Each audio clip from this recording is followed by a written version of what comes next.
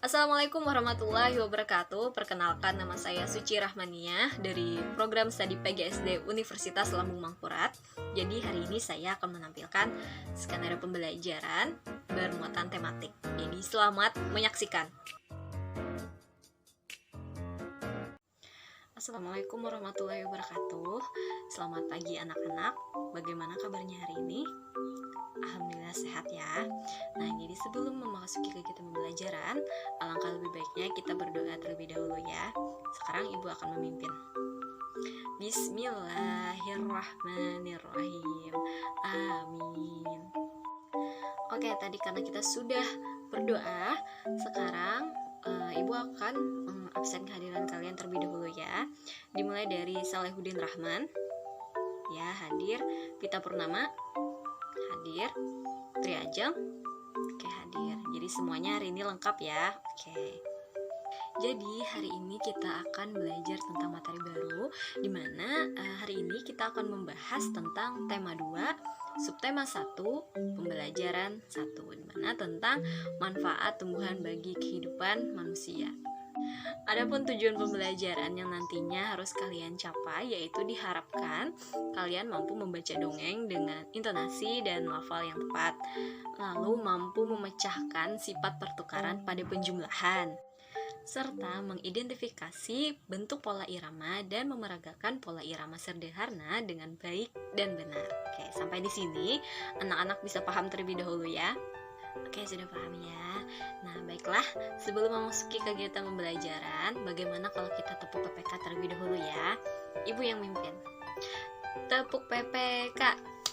Religius, nasionalis, mandiri, gontang royong, integritas. Oke, terima kasih anak-anak. Nah, sekarang siapkan dulu peralatan belajar kalian ya. Baiklah anak-anak, sekarang kita memasuki kegiatan pembelajaran. Nah, untuk ini kita akan mempelajari tentang cerita dongeng terlebih dahulu. Nah, sebelum membaca cerita dongeng, alangkah lebih baiknya kalian harus tahu dulu apa yang dimaksud dengan cerita dongeng. Nah, jadi anak-anak, cerita dongeng adalah cerita tradisional atau cerita yang disampaikan secara turun-temurun dari nenek moyang. Nah, di mana suatu kejadiannya yang luar biasa itu dipenuhi oleh hayalan fiksi, yang mana dianggap oleh masyarakat suatu hal yang tidak benar-benar terjadi. Nah, jadi sampai di sini anak-anak bisa paham terlebih dahulu ya.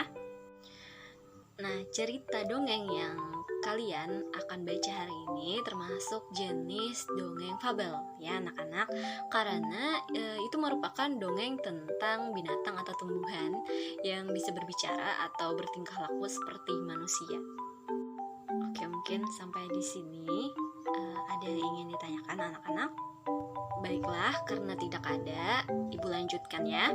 Adapun hal-hal yang perlu diperhatikan nanti ketika membaca dongeng, itu pertama adalah lafal. Nah, yakni mengucapkan kata dengan tepat dan menggunakan frasa yang tepat, bukan kata demi kata maksudnya ya.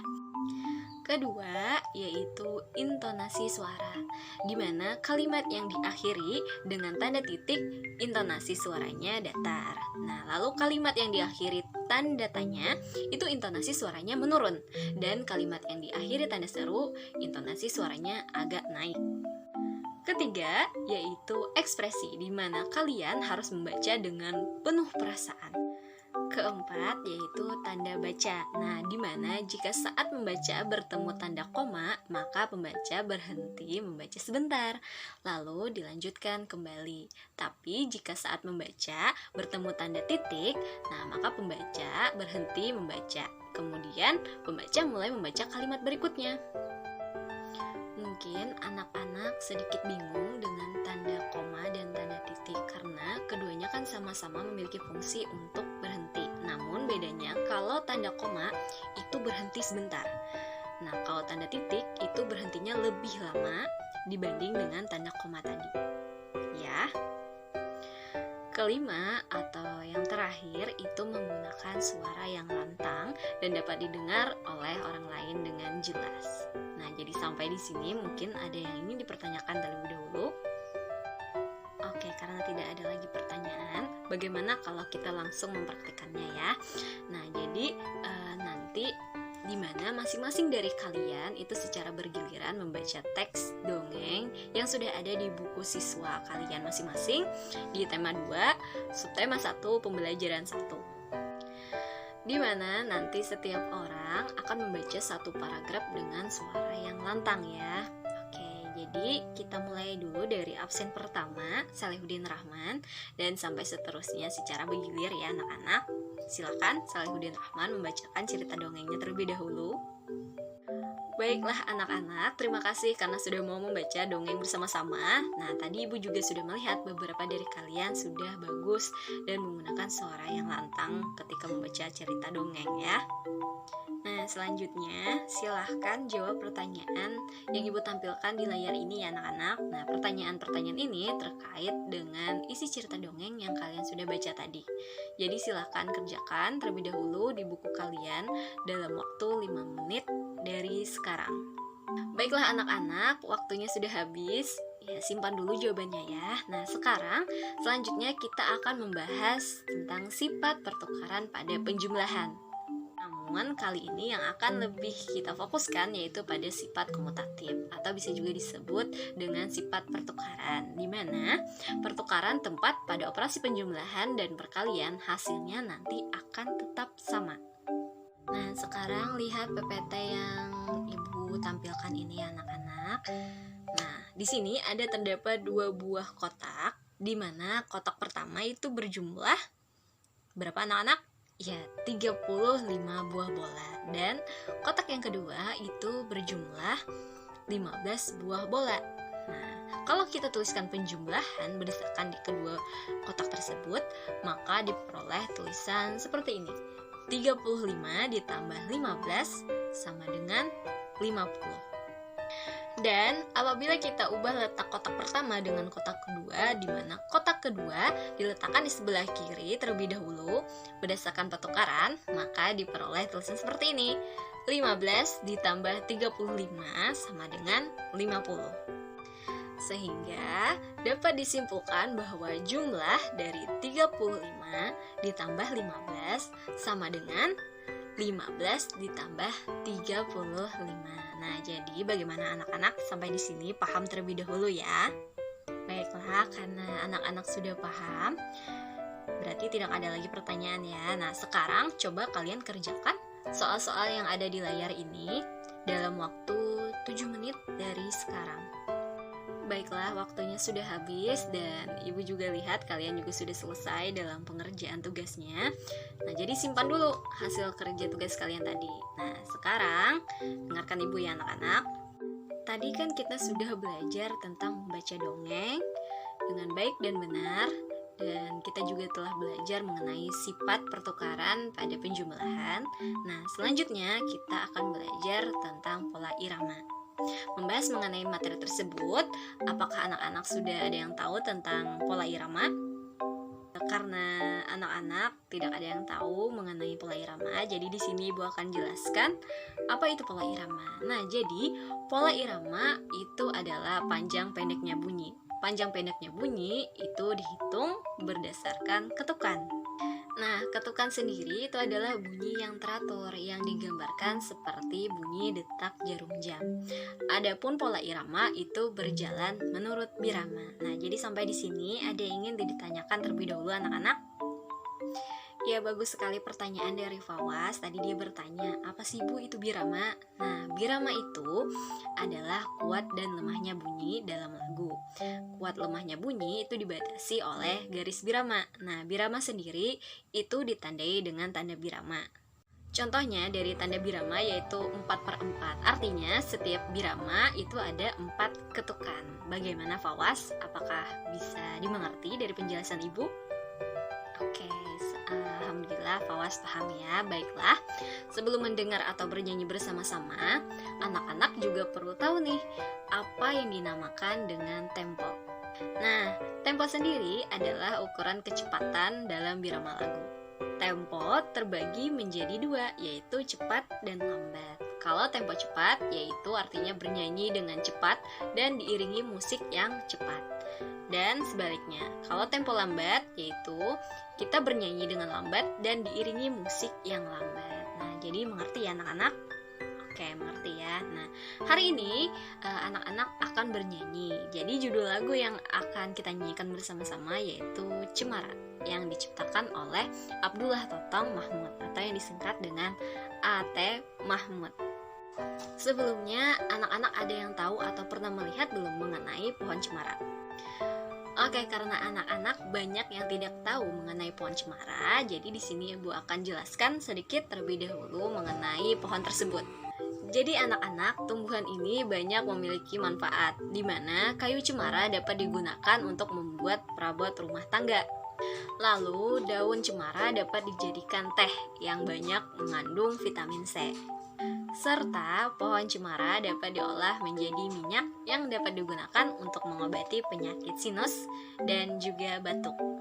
Mungkin itu sedikit penjelasan mengenai pohon cemara ya anak-anak. Nah, tanpa berlama-lama lagi, Ibu akan memutarkan lagunya ya. Jadi silahkan dengarkan dulu Ibu bernyanyi dan kalian perhatikan ya.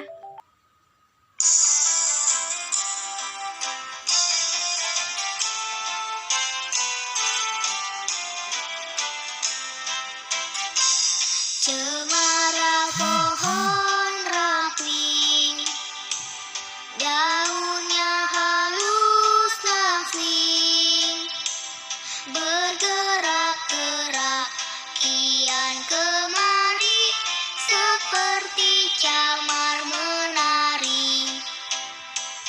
Ketika angin lalu menyentuh daun cemara, terdengar desir di telingaku, sebuah lagu merdu. Oke, sekarang waktunya kita bernyanyi bersama-sama ya. Silahkan setiap anak-anak hidupkan terlebih dahulu moodnya. Nah, jadi siap-siap ya.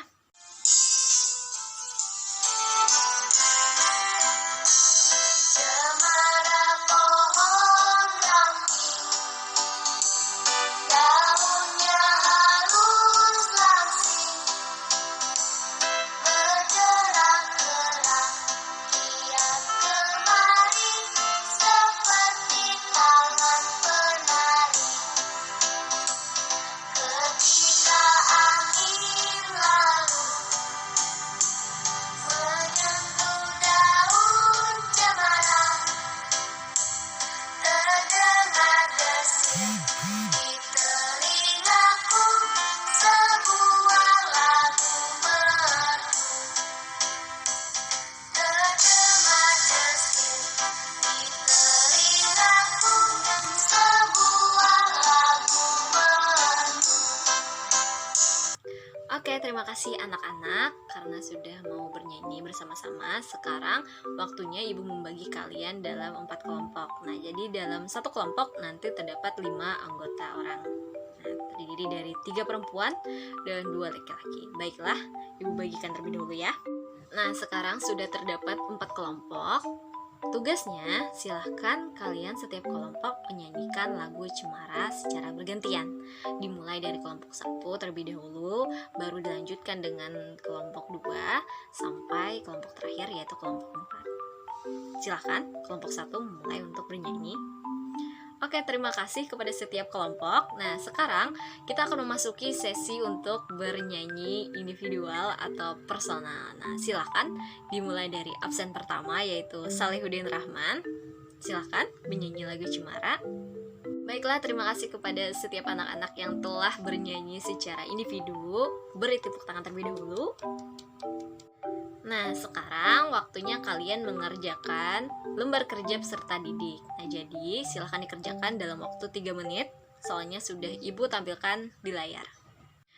Baiklah, waktunya sudah habis. Nah, silahkan anak-anak kumpulkan jawabannya dari tugas 1, tugas 2, sampai tugas yang lembar kerja peserta didik ini dengan cara mengirimkannya berupa scan foto yang nanti dikirim menjadi bentuk PDF ke grup WhatsApp kita ya.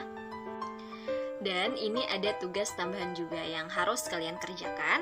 Silahkan nanti kerjakan dan dikumpul pada besok pagi jam 8 di grup WhatsApp kita. Ya, Mengerti anak-anak? Baiklah, sekarang waktunya sesi untuk menyimpulkan materi pembelajaran. Nah, silakan bagi anak-anak yang ingin menyimpulkan materi kita hari ini untuk mengaktifkan moodnya terlebih dahulu ya. Ya, silakan kepada Vita Purnama menyimpulkan materi kita hari ini.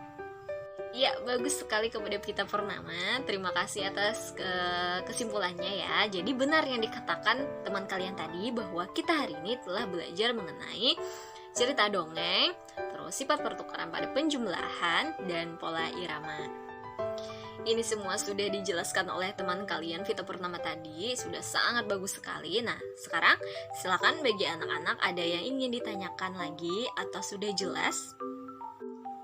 Baiklah, kalau sudah jelas silakan rapikan dan simpan bukunya kembali. Nah, sebelum mengakhiri pembelajaran, marilah kita berdoa terlebih dahulu ya anak-anak. Dan di sini Ibu akan memimpin doanya. Bismillahirrahmanirrahim. Amin. Nah, jadi sampai di sini dulu kegiatan pembelajaran kita ya anak-anak. Semoga bermanfaat bagi kita semua. Ibu akhiri. Wassalamualaikum warahmatullahi wabarakatuh. Baiklah, itu dia video yang dapat saya suguhkan. Terima kasih karena telah menyaksikan. Saya akhiri wabillahi taufik wal hidayah. Wassalamualaikum warahmatullahi wabarakatuh.